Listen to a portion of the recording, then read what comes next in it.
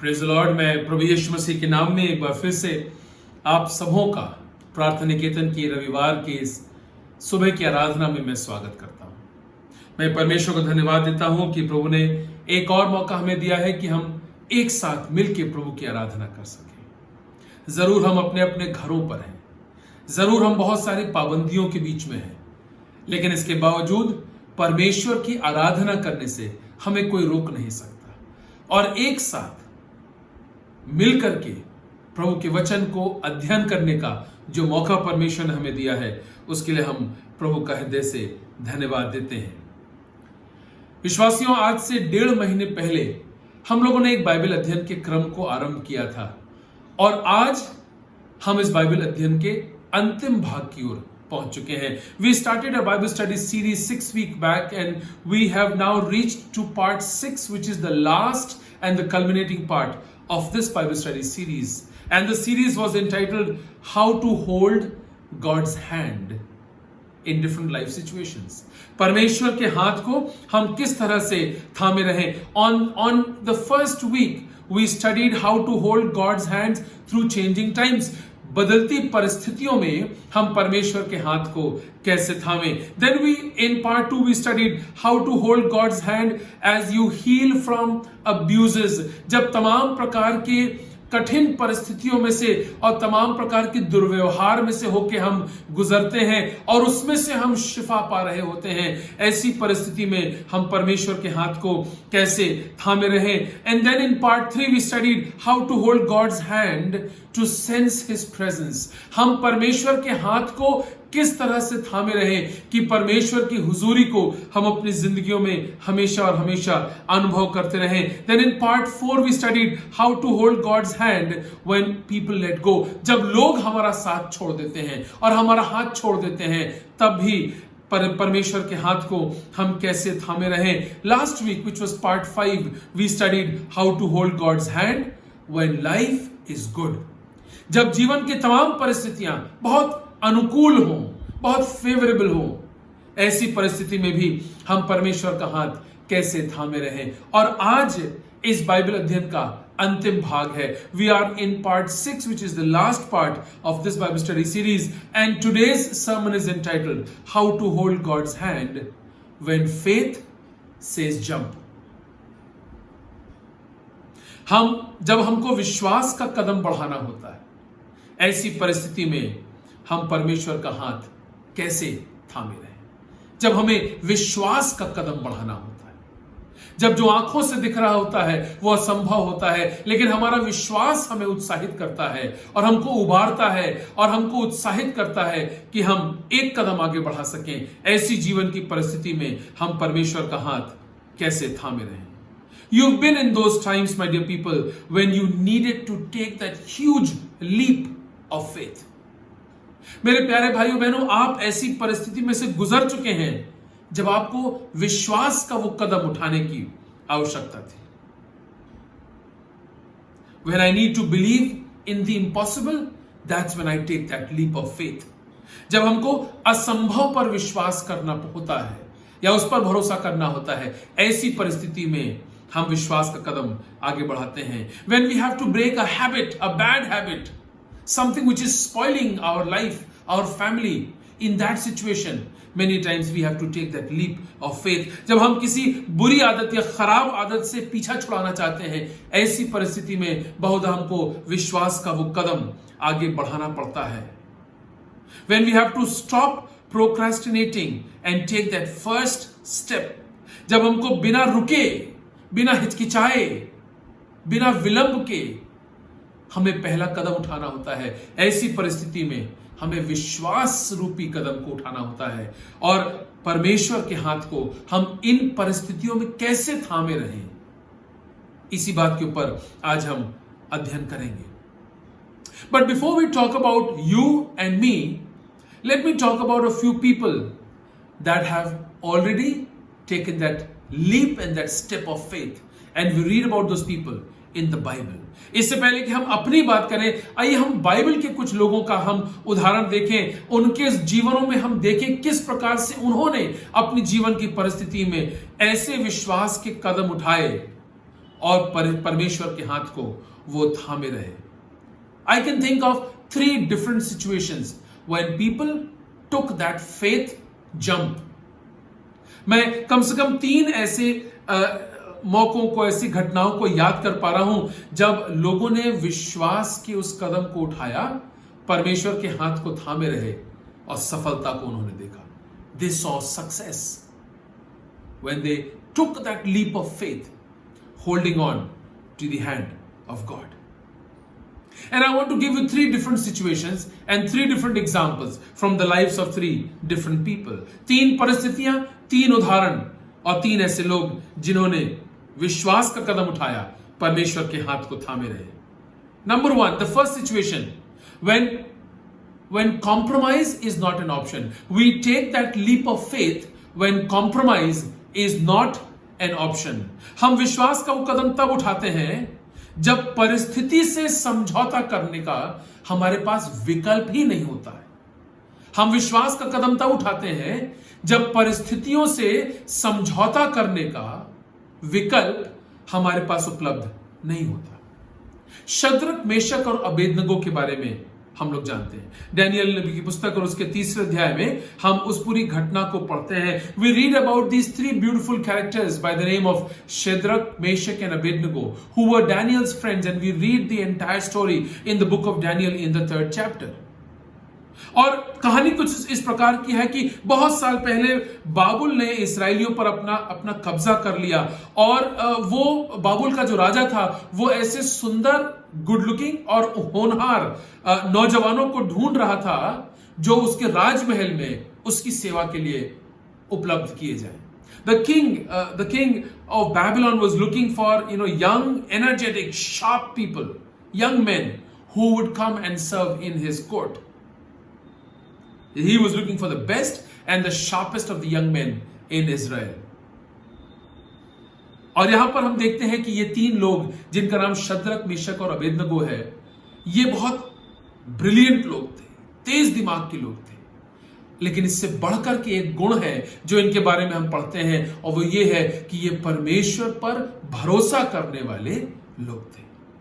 कहानी कुछ इस प्रकार की है कि राजा नबूकदनेस्सर ने एक प्रतिमा बनवाई, एक मूर्ति बनवाई, और उसने एक आदेश जारी कर दिया और कहा कि जब जब कहा जाएगा या जब जब वो आवाज सुनाई देगी, सारे लोग, बाबुल के सारे लोग झुक करके राजा नबूकदनेस्सर की बनाई हुई उस प्रतिमा, उस मूर्ति के सामने झुककर सिजदा करेंगे, और जो सिजदा नहीं करेगा उसको कठोर दंड दिया जाएगा। इन तीन लोगों ने, शद्रक, मेशक और अबेदनगो ने यह निर्णय लिया कि राजा नबूकदनेस्सर द्वारा बनाई हुई इस मूर्ति के सामने ये झुककर सिजदा नहीं करेंगे। इनके पास 10 आज्ञाएं थी। तू प्रभु परमेश्वर को छोड़ और किसी के सामने झुककर सिजदा न करना। बाउ not before any other but the Lord God.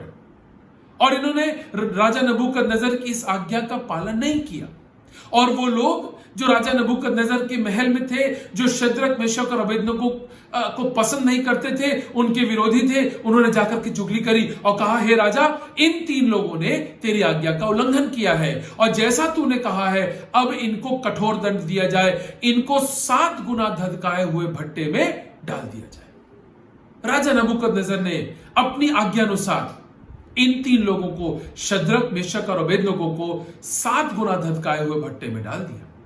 इस भट्टे के बारे में हम जानते हैं, और भट्टा वैसे भी उसके अंदर तापमान बहुत अधिक होता है, लेकिन यहां पर जिस भट्टे के बारे में जिक्र है, this was pumped up 7 times. The fiery furnace was pumped up 7 times. It was heated up 7 times.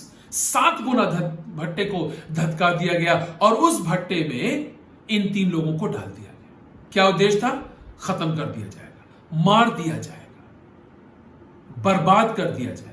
लिखा हुआ कलाम में कि जो व्यक्ति इन 3 को उस धधकाए हुए भट्टे में डालने के लिए गया था, वो झुलस करके खत्म हो गया। और जब राजा नबूकदनेस्सर ने उस छोटी खिड़की में से, जो भट्टे के बाहर की खिड़की थी, उसमें से जब झांक करके देखा, तो देखा कि ये तो तीनों वहां पर टहल रहे हैं। और इनको जब बाहर बुलाया गया, तो राजा नबूकदनेस्सर ने कहा, डाले तो 3 लोग गए थे, मगर एक चौथा भी वहां पर था, जिसका स्वरूप परमेश्वर के पुत्र का सा था। इन 3 लड़कों ने क्या कहा? इन्होंने कहा, हे राजा, हम तेरी बनाई हुई मूर्ति के सामने झुककर सिजदा नहीं करेंगे। हमारा परमेश्वर हमें तेरे इस धधकाए हुए भट्टे की आग से बचाने की शक्ति रखता है, और अगर वो हमें न भी बचाए राजा, तब भी हम तेरी बनाई हुई इस मूर्ति के सामने झुक के सिजदा नहीं करेंगे। King, please note it, we are not going to bow down before the statue that you have made. Our God has the ability and the power to save us from that fiery furnace, and even if it does not save us, still we will not bow before that statue. Compromise is not an option.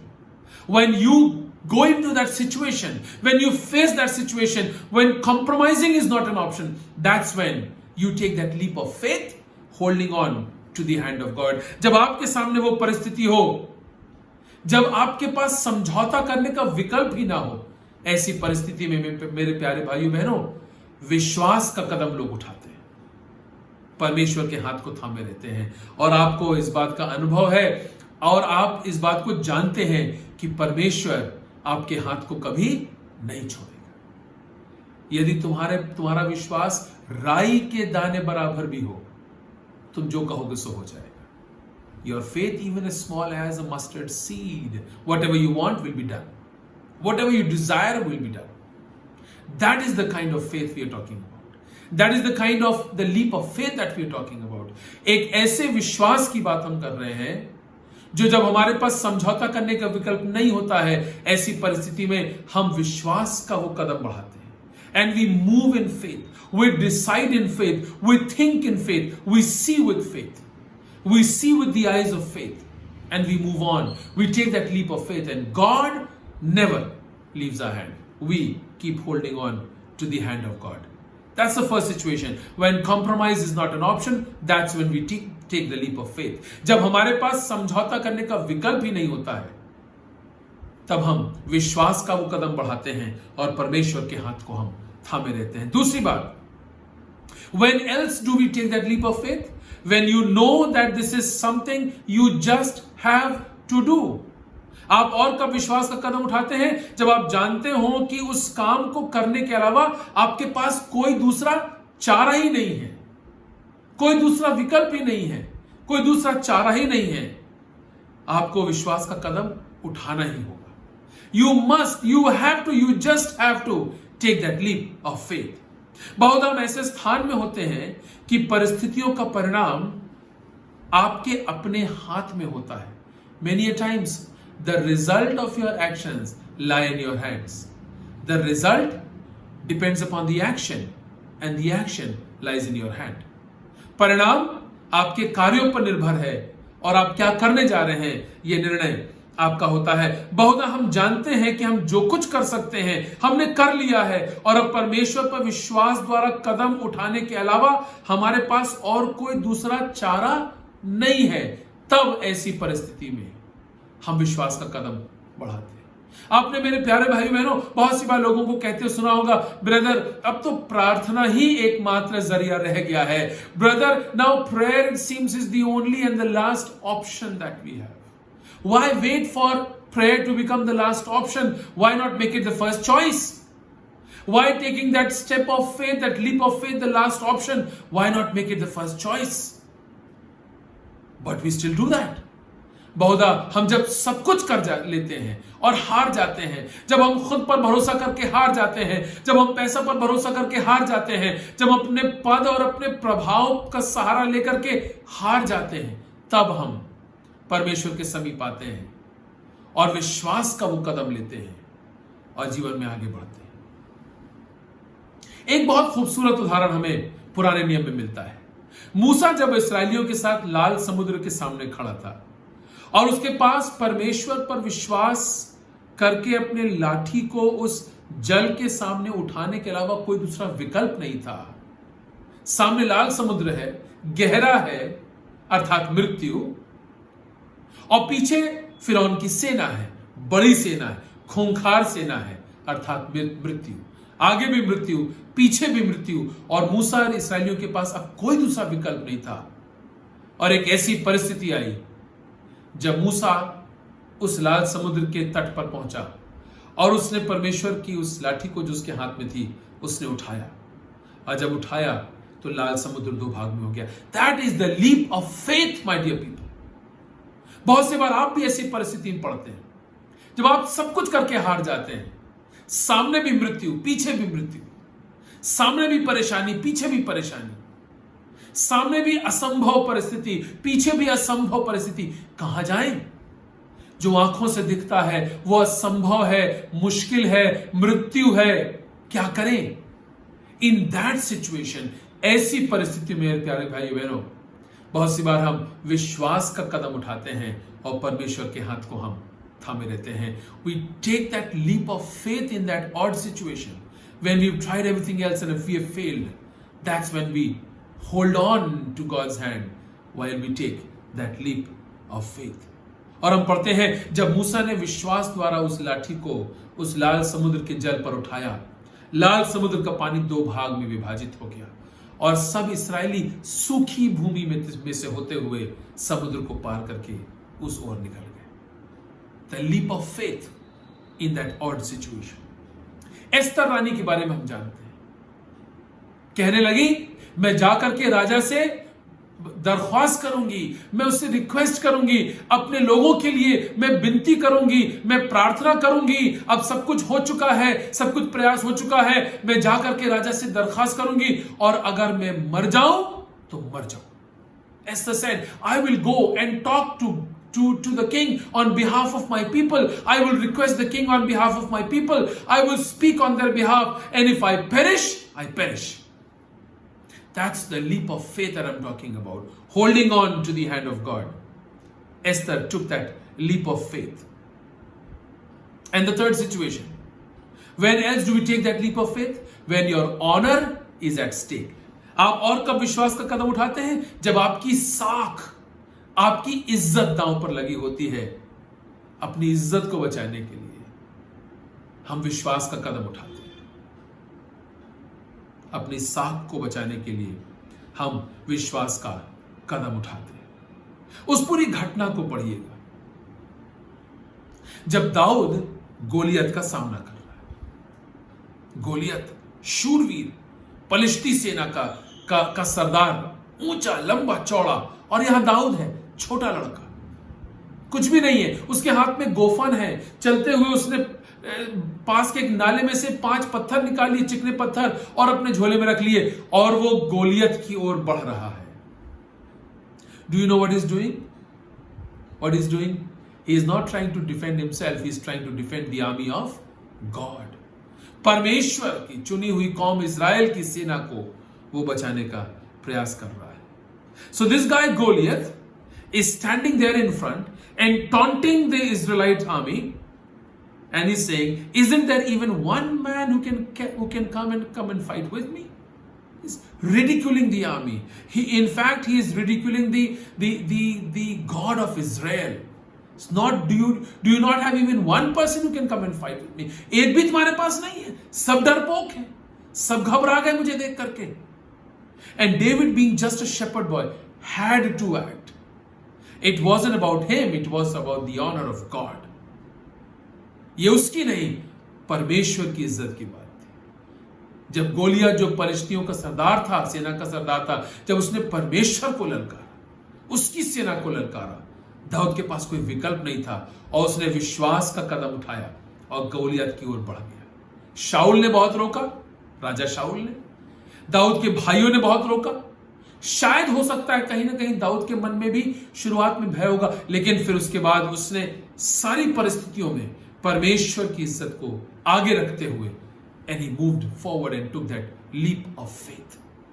विश्वास का कदम बढ़ाया और आगे की ओर बढ़ गया। क्या कह रहा है? हे गोलियत, तू तो भाला और सांग लिए हुए मेरी ओर आता है, परंतु मैं यहोवा परमेश्वर के नाम से आता हूं। You come to me, O Goliath, with sticks and stones and javelin, yet I come to you in the name of the Lord God Almighty. जब इज्जत दांव पर लगी हो, हम विश्वास का कदम उठाते हैं। You may think that this is a story of bravado, but this is actually a story of faith. आपको लगेगा शायद दाऊद और गोलियत के बीच की जो घटना है, ये जो कहानी है, ये किसी वीरता की कहानी है। नहीं जी, ये वीरता की नहीं, ये विश्वास की कहानी है। क्योंकि वीरता तो किसी भी मायने में नहीं हो सकती। एक सामने बड़ा शूरवीर लहीम शहीम आदमी, यहां छोटा सा बालक जिसके गालों पे लाली झलकती थी, आंखों में चमक थी। ये कैसी वीरता? नहीं जी, ये वीरता की कहानी नहीं है, ये विश्वास की कहानी। This is not a story of bravado, but a story of faith of this young man. And he held on to the hand of God as he took that giant leap of faith.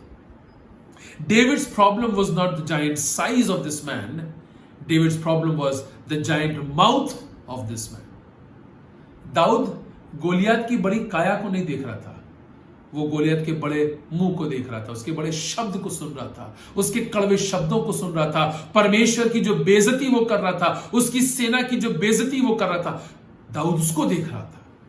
And David in that situation took on the power of God upon himself, took on that faith that he had in God upon himself, and he took that leap of faith and moved forward. My dear people, it's never about being a superhero. If anything, it's a reliance on God's word and his trustworthiness. जब भी आप ऐसी परिस्थिति में होंगे, आप अपने आप को बड़ा दिखाने का प्रयास नहीं कर रहे हैं, लेकिन ऐसी परिस्थिति में, जब कठिन परिस्थिति में, जो आंखों से दिखता है वो असंभव है, वो कठिन है, वो अंधकार है, वो मृत्यु है, जब ऐसी परिस्थिति में से आप गुजरते हैं और आगे बढ़ते हैं, विश्वास का कदम उठाते हैं, तो आप महज परमेश्वर पर भरोसा कर रहे हैं, इस बात को जानते हुए कि वो विश्वास योग्य है और वो भरोसेमंद है। Bible says, now faith is the substance of things hoped for and the evidence of things not seen. This we find in the book of Hebrews chapter 11 and verse 1. और मैं इब्रानियों की पुस्तक और उसका 11वां अध्याय और उसका पहला पद आपके लिए पढ़ना चाहता हूं। बहुत ही खूबसूरत अध्याय है और आप जानते हैं कि इब्रानियों के 11वें अध्याय को विश्वास का अध्याय भी कहा जाता है। It's also called the chapter of faith, and this is what Hebrew chapter 11 and verse 1 says. इब्रानियों 11:1, अब विश्वास आशा की हुई वस्तुओं का निश्चय और अनदेखी वस्तुओं का प्रमाण है। अनदेखी वस्तुओं का प्रमाण है। जो हमको आंखों से दिखाई देता है, जब वो कठिन होता है तो हम अनदेखी वस्तुओं पर हम विश्वास करके, परमेश्वर पर भरोसा करके हम आगे बढ़ते हैं। Sometimes we need to jump into a commitment. बहुधा हमें एक समर्पण के लिए विश्वास का कदम उठाना पड़ता है। Sometimes you need to jump out of a career or a job or into a career or a job.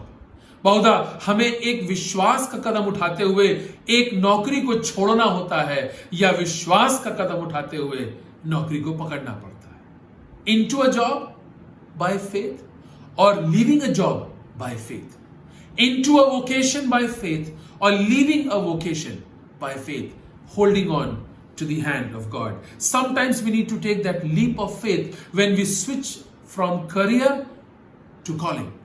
बहुत हमें विश्वास का कदम तब उठाना पड़ता है जब हम अपनी नौकरी को छोड़ करके परमेश्वर की बुलाहट के प्रति हम अपना प्रत्युत्तर देते हैं।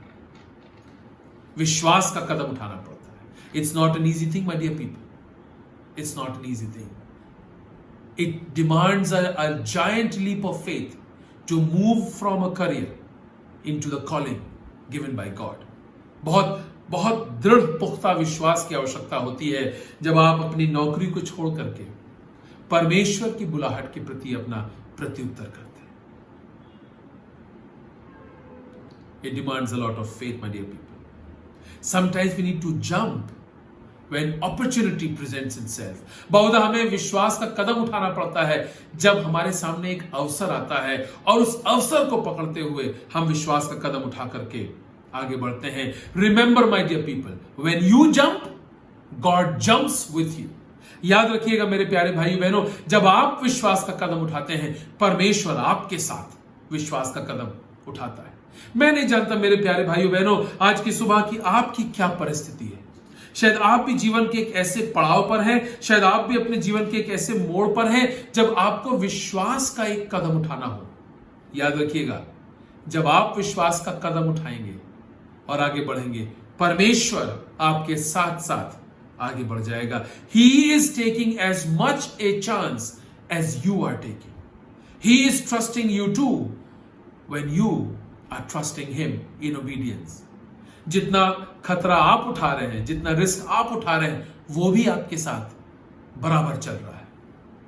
और जब आप उसकी बुलाहट का प्रत्युत्तर करते हैं आज्ञाकारिता के द्वारा, ऐसी परिस्थिति में भी परमेश्वर आपके साथ साथ आगे बढ़ता है. He doesn't leave you. God doesn't leave you. God doesn't leave you to yourself when you take that leap of faith. He leaps with you. He jumps with you. He is there with you. In the Old Testament, God promised to his people. Isaiah chapter 43 and verse 2. God says to his people, and listen carefully, and probably these words are for some of you who are listening to me this morning. These words are probably a promise from God for you, for some of you who are listening to me this morning. Isaiah chapter 43 and verse 2. When you pass through the waters, I will be with you, and through the rivers, they will not overflow you. When you walk through the fire, you will not be scorched, nor will the flame burn you. यशायाह नबी की पुस्तक उसका 43वां अध्याय और उसका दूसरा पद मैं आपके लिए पढ़ रहा हूं. जब तू जल में होकर जाए, मैं तेरे संग संग रहूंगा, और जब तू नदियों में होकर चले, तब वे तुझे न डुबा सकेंगी. जब तू आग में चले, तब तुझे आंच न लगेगी, और उसकी लौ तुझे न जला सकेगी. हमारा परमेश्वर हमें छोड़ने वाला परमेश्वर नहीं है, हमारे साथ साथ. जब तू जल में होके चलेगा, मैं तुम्हारे साथ रहूंगा. जब तू आग में होके चलेगा, मैं तुम्हारे साथ रहूंगा. दाऊद क्या कहता है? चाहे मैं घोर अंधकार से भरी हुई तराई में से होके चलूं, तो अभी हानि से न डरूंगा, क्योंकि यहोवा तू मेरे साथ है. Yet though I walk through the valley of the shadow of death, I will not fear, because God, you are with me. Your rod and your staff, they comfort me. तेरे सोटे और तेरी लाठी से मुझे शांति मिलती है. Isaiah chapter 41 and verse 13. What a beautiful verse this is. And this is the key verse that we've been holding on to in the last month and a half. And this verse gives me so much assurance. This verse gives me so much confidence in God, that yes, I can take that leap of faith, holding on to the hand of God. Isaiah chapter 41 and verse 13. For I am the Lord your God. I am the Lord your God, who takes hold of your right hand and says to you, do not fear, I will help you. That's God's promise, my dear people. परमेश्वर का ये वायदा है. और जब इस पद को मैं पढ़ता हूं, जब इस पद को मैं याद कर रखता हूं, जब मैं इस पद को सुनता हूं, बड़ी हिम्मत मिलती है जी. जब कोई परेशानी आती है, जब कोई संकट आता है, जब कोई समस्या आती है, जब कोई संघर्ष आता है, मैं इस पद को याद करता हूं, परमेश्वर के इस वायदे को क्लेम करता हूं, उसका दावा करता हूं. यशायाह नबी की पुस्तक 41वां अध्याय 13वां पद लिखा है, क्योंकि मैं तेरा परमेश्वर यहोवा तेरा दाहिना हाथ पकड़कर कहूंगा, मत डर, मैं तेरी सहायता करूंगा. परमेश्वर का वायदा है. My dear people, that is God's promise for you. You don't have to figure out everything. You don't have to know everything. आपको सब कुछ जानने की या सारी बातों को समझने की आवश्यकता नहीं है. जरूरी सिर्फ इतना है कि आप पूर्ण रूप से परमेश्वर पर आश्रित हो. One day at a time, sweet Jesus. एक दिन करके परमेश्वर का कार्य करने का यही तरीका है. वो आपको स्टेप नंबर 2 बताएगा ही नहीं जब तक आप स्टेप नंबर 1 को विश्वास द्वारा आज्ञाकारिता में पूरा नहीं करेंगे. God will not disclose the second step until in obedience you stand in compliance in step number 1. That's how God works. So you don't have to know everything, you don't have to understand everything. What you need to do is to just take that leap of faith in obedience, holding on to the hand of God. You can rest in the assurance that comes with God for you. आप परमेश्वर द्वारा उस आश्वासन को जो आपको प्राप्त है, उसको आप धारण कीजिए, पकड़े रहिए और उसमें बने रहिए. It's not blind faith when you close your eyes in obedience. जब आप आज्ञाकारिता में, विश्वास में आंख बंद करके परमेश्वर के वचन का पालन करते हैं, वो अंधविश्वास नहीं है, my dear people. That's not blind faith. It's called real faith. When you don't try to understand and question God, but you only try to be obedient to God. ये अंधा विश्वास नहीं है, ये असली विश्वास है। जब आप परमेश्वर के वचन को केवल समझना या जानना ही नहीं चाह रहे हैं, लेकिन आप परमेश्वर के वचन के प्रति आज्ञाकारी होने का प्रयास कर रहे हैं। That is called walking by faith and not by sight. यह है विश्वास द्वारा चलना, ना कि अपनी आंखों की दृष्टि के द्वारा। अब बहुत सारे ऐसे मौके होते हैं जब आप खुद से ज्यादा परमेश्वर पर भरोसा करके निर्णय लेते हैं और परमेश्वर ऐसे निर्णयों को आशीषित करता है। When you say, God, I am taking this decision purely and purely trusting in who you are and what you mean to me. And God will bless those decisions in your life. Let me conclude here, my dear people. Lamentations chapter 3 and verse 24. The Lord is my portion, says my soul. Therefore, I will hope in him. मेरी आशा है परमेश्वर तुझ में बनी हुई। There's something very, very important that you and I need to understand at this point, my dear people. You cannot love or trust a God who you do not know personally. You cannot take a leap of faith loving and trusting a God who you do not know personally. आप ऐसे परमेश्वर पर भरोसा करके विश्वास का कदम नहीं उठा सकते, उससे प्रेम नहीं कर सकते जिसको आप व्यक्तिगत रूप से जानते नहीं। And that is why here's a good news for you, that you have an opportunity to know God personally. खुशखबरी ये है, सुसमाचार ये है कि आपके पास आज मौका है कि आप परमेश्वर को व्यक्तिगत रूप से जान सकते हैं। God stepped down himself as Jesus and introduced himself to us. परमेश्वर प्रभु यीशु मसीह के रूप में हमारे मध्य में आ गया, मनुष्यों के बीच में डेरा किया ताकि हमारी उससे मुलाकात हो सके।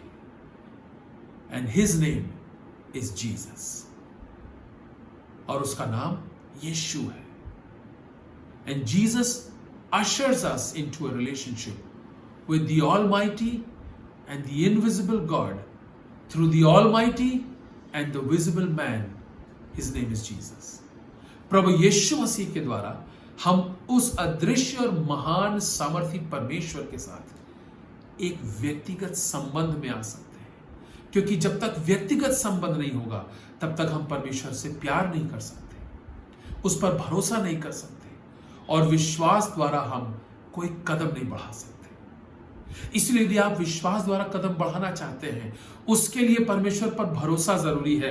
भरोसा तब होगा जब हम उससे प्रेम करेंगे और भरोसा और प्रेम तब होगा जब हम उसको जानेंगे, व्यक्तिगत रूप से जानेंगे। और आज मेरे प्यारे भाई बहनों, आपके पास मौका है कि आप परमेश्वर को व्यक्तिगत रूप से जानने के लिए उसके समीप आ सकते हैं। You can come close to God and say, God, I want to know you. I want to come into that one-on-one, personal, active, vibrant, living relationship with you, O God. And God is waiting for you with open arms.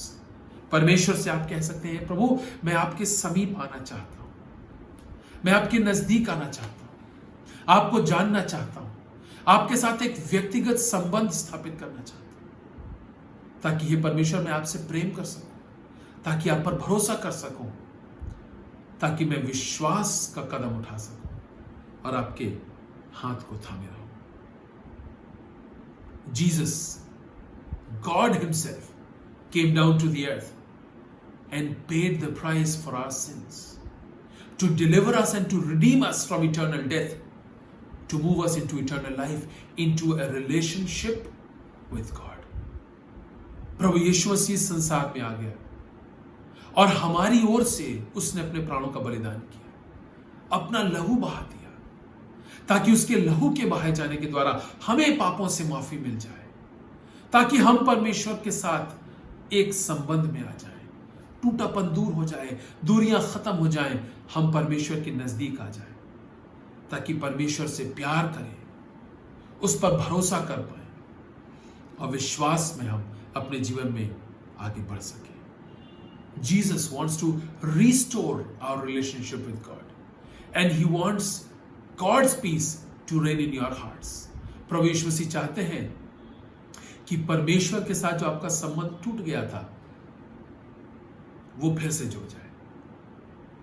Mail मिलाप कराना चाहते हैं। प्रभु यीशु मसीह की सेवकाई mail मिलाप की सेवकाई थी। जो संबंध बागेदन में टूट गया था उसको फिर से स्थापित करने के लिए प्रभु यीशु मसीह संसार में आ गया। याद रखिएगा, जिस परमेश्वर का आपके साथ व्यक्तिगत संबंध नहीं है उससे आप प्रेम नहीं कर सकते, उस पर भरोसा नहीं कर सकते और उस पर विश्वास द्वारा आगे नहीं बढ़ सकते। So if you want to move in faith, you have to trust God. You can trust God when you love God, and you can love God when you know Him personally. My dear people, this morning you have an opportunity to come close to God through Jesus and seek repentance from your sin.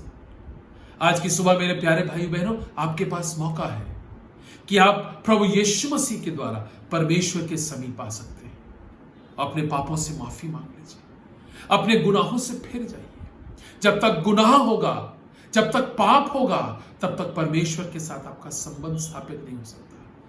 और प्रभु यीशु मसीह ने अपने लहू के द्वारा आपके पापों को माफ कर दिया है। सो अपने पापों से फिर करके परमेश्वर के समीप आ जाइए and receive that forgiveness that Jesus grants to you. That forgiveness has already been granted, you only have to receive it.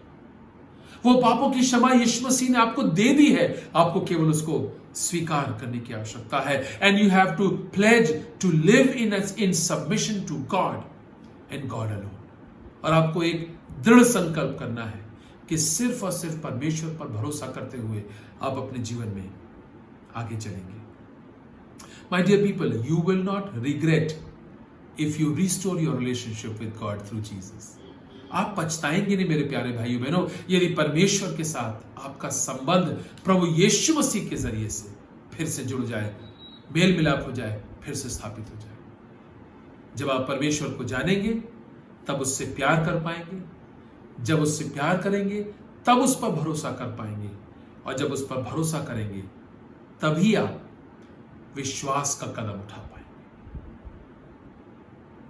When you know God personally, when you have a one-on-one relationship with God, that's when you'll be able to love God. And when you love God, that's when you'll be able to trust God. And when you trust God, that's when you will have the opportunity and the audacity to take that leap, that giant leap of faith in life. May God bless you, my dear people. And I want to encourage you this morning. Keep holding on to the hand of God in every life situation. Because life situations will change. And if you're holding on to the hand of God, you will remain permanent. आप दृढ़ता के साथ, मजबूती के साथ, स्थायी रूप में बने रहेंगे यदि आप परमेश्वर के हाथ को थामे हुए। प्रभु आपको बहुत बहुत आशीष दे। परमेश्वर आपके साथ हो और परमेश्वर का अनुग्रह आपके जीवन में हमेशा और हमेशा बना रहे। May God bless you.